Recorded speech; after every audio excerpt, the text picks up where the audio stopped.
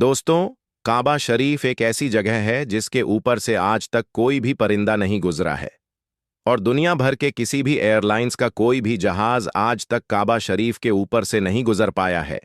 कुदरती तौर पर अल्लाह ताला ने काबा शरीफ की डायरेक्शन ही ऐसी रखी है कि कभी भी चांद और सूरज भी काबा शरीफ के ऊपर से नहीं गुजर पाए हैं।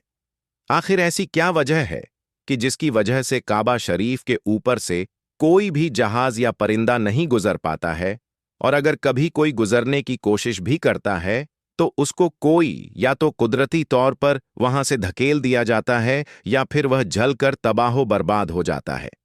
अल्लाह ताला ने काबा शरीफ में ऐसी क्या खास बात रखी है जिसकी वजह से काबा के ऊपर से कोई भी जहाज या परिंदा नहीं गुजर सकता है?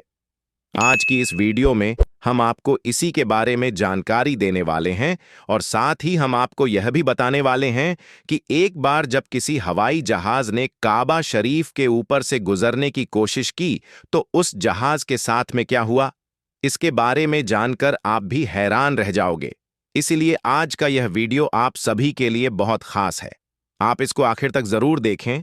और सबसे पहले, अगर आपको भी काबा शरीफ से मोहब्बत है तो आप इस वीडियो को दिल से एक लाइक जरूर करें और इस वीडियो को शेयर भी कर दें ताकि और लोगों को भी यह मालूम हो सके। तो चलिए दोस्तों, शुरू करते हैं। दोस्तों, इस्लाम में मक्का और मदीना को जन्नत का दरवाजा माना गया है।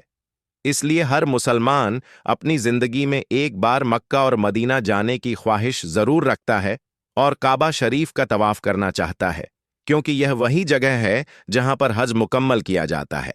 मगर हैरानी की बात यह है कि पिछले कुछ दिनों से सोशल मीडिया पर एक पोस्ट बड़ी तेजी के साथ में वायरल हो रही,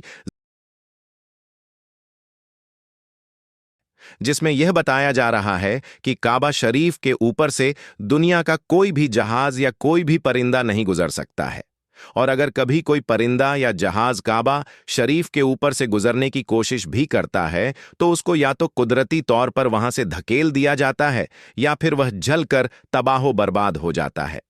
मगर दोस्तों, इस पोस्ट को लेकर कुछ लोगों का कहना है कि यह सरासर गलत और झूठ है। काबा के ऊपर से जहाज भी गुजरता है और परिंदे भी काबे के ऊपर से उड़कर गुजरते हैं, तो इससे कुछ लोग इस पोस्ट को गलत बता रहे हैं। मगर हम आपको बता देते हैं कि पोस्ट झूठ और गलत नहीं है, बल्कि यह पोस्ट बिल्कुल सच है। आज तक कोई भी जहाज काबा शरीफ के ऊपर से गुजर नहीं पाया है।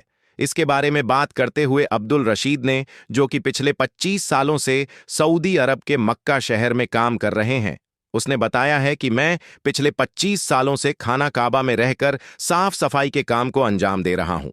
मैंने आज तक किसी भी जहाज को काबा के ऊपर से गुजरते हुए नहीं देखा है और ना ही मैंने आज तक किसी परिंदे को काबा के ऊपर से गुजरते हुए देखा है।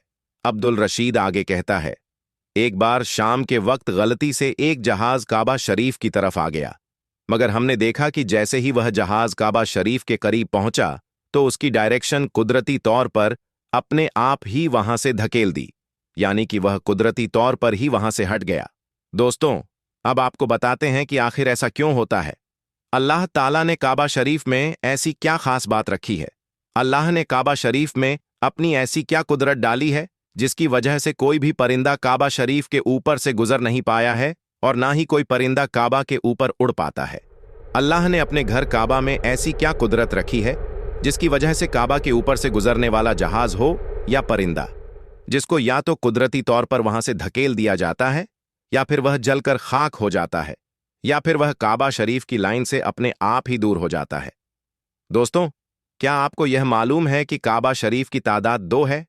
एक तो काबा शरीफ मक्का में है और दूसरा काबा शरीफ के ठीक ऊपर सीधा जन्नत में मौजूद है, जिसको रिवायतों में बैतुल मामूर कहा गया है, जहां पर हर वक्त 70,000 फरिश्ते दिन रात तवाफ करते रहते हैं। अब दोस्तों, आपको 3 ऐसी बड़ी वजह बताते हैं जिसकी वजह से मक्का शरीफ के ऊपर से कोई भी जहाज या परिंदा गुजर नहीं पाता है। यानी कि काबा के ऊपर से परिंदा या जहाज के ना गुजर पाने की 3 असल वजह आपको बताते हैं। सबसे पहली वजह तो यह है कि काबा शरीफ को दुनिया का सेंटर माना गया है, यानी कि काबा दुनिया के बीचों बीच में मौजूद है और आज इस बात को साइंस भी मानती है। साइंस ने भी इस बात को कबूल किया है कि मक्का में बना काबा दुनिया के सेंटर में मौजूद है। इसी वजह से काबा शरीफ दुनिया के सेंटर में होने की वजह से सबसे ज्यादा ग्रेविटी काबा शरीफ के ठीक ऊपर और नीचे है, जिसकी वजह से यह होता कि अगर कोई परिंदा या हवाई जहाज काबा शरीफ के ऊपर से गुजरने की कोशिश करता है तो ग्रेविटी की वजह से वह परिंदा या हवाई जहाज अपने आप ही काबा शरीफ की लाइन से दूर हो जाता है।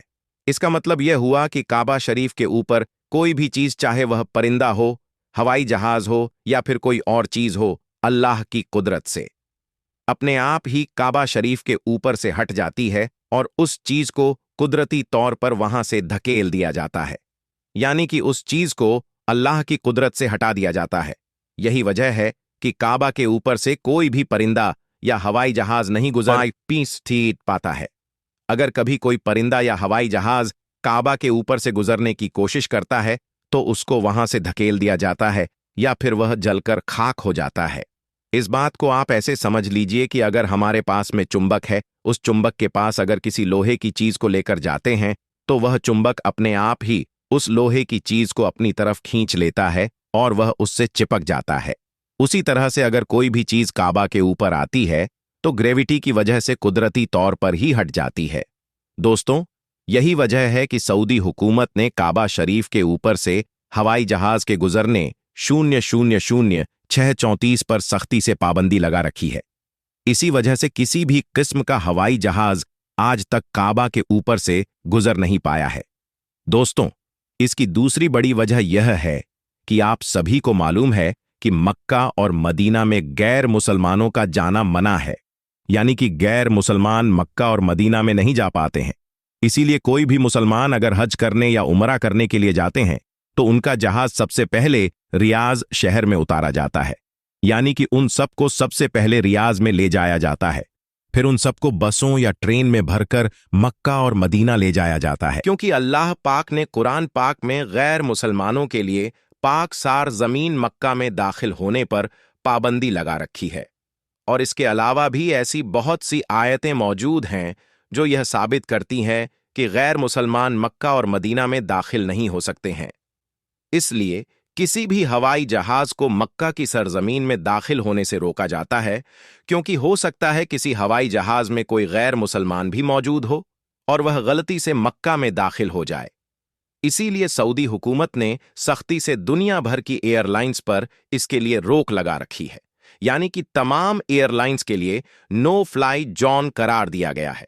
इसके अलावा इसकी एक वजह यह भी है कि जिन इलाकों में आयल या रिफाइनरीज मौजूद होती हैं वहां पर भी किसी भी फ्लाइट या हवाई जहाज को गुजारने की इजाजत नहीं मिल पाती है, क्योंकि ऐसी जगह पर अगर कभी कोई हवाई जहाज गिर जाए तो फिर आप सोचिए कि वहां पर कितना बड़ा और कितना खौफनाक हादसा हो सकता है और कितना ज्यादा जान और माल का नुकसान हो सकता है।